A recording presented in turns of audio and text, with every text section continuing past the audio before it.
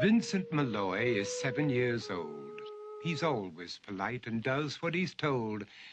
For a boy his age, he's considerate and nice. But he wants to be just like Vincent Price.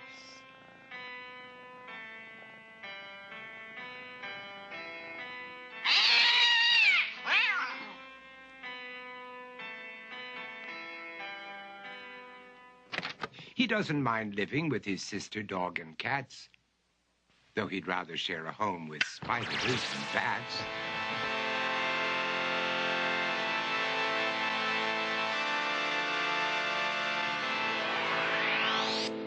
There he could reflect on the horrors he's invented and wander dark hallways alone and tormented.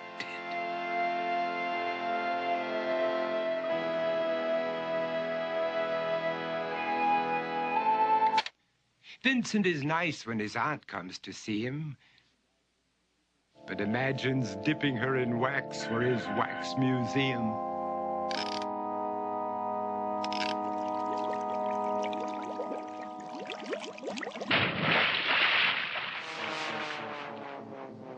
He likes to experiment on his dog, Abercrombie, in the hopes of creating a horrible zombie. So he and his horrible zombie dog could go searching for victims in the London fog.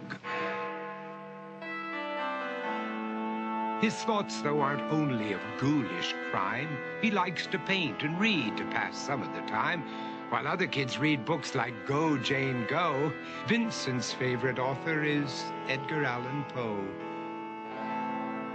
One night, while reading a gruesome tale, he read a passage that made him turn pale. Such horrible news he could not survive, for his beautiful wife had been buried alive.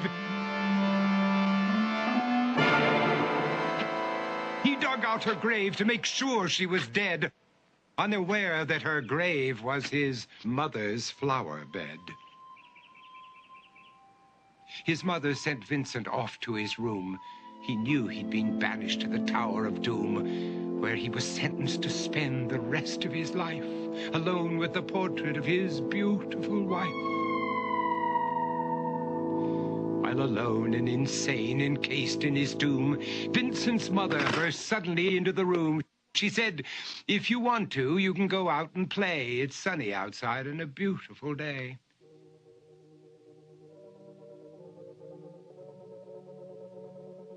Vincent tried to talk, but he just couldn't speak. The years of isolation had made him quite weak. So he took out some paper and scrawled with a pen, "I am possessed by this house and can never leave it again." His mother said, "You're not possessed and you're not almost dead. These games that you play are all in your head. You're not Vincent Price, you're Vincent Malloy. You're not tormented or insane, you're just a young boy. You're 7 years old and you are my son. I want you to get outside and have some real fun." Her anger now spent, she walked out through the hall. And while Vincent backed slowly against the wall, the room started to sway, to shiver and creak. His horrid insanity had reached its peak. He saw Abercrombie, his zombie slave, and heard his wife call from beyond the grave. She spoke from her coffin and made ghoulish demands, while through cracking walls reached skeleton hands. Every horror in his life that had crept through his dreams swept his mad laughter to terrified screams. To escape the madness, he reached for the door, but fell limp and lifeless down on the floor. His voice was soft and very slow as he quoted The Raven from Edgar Allan Poe. "And my soul from out that shadow that lies floating on the floor shall be lifted nevermore."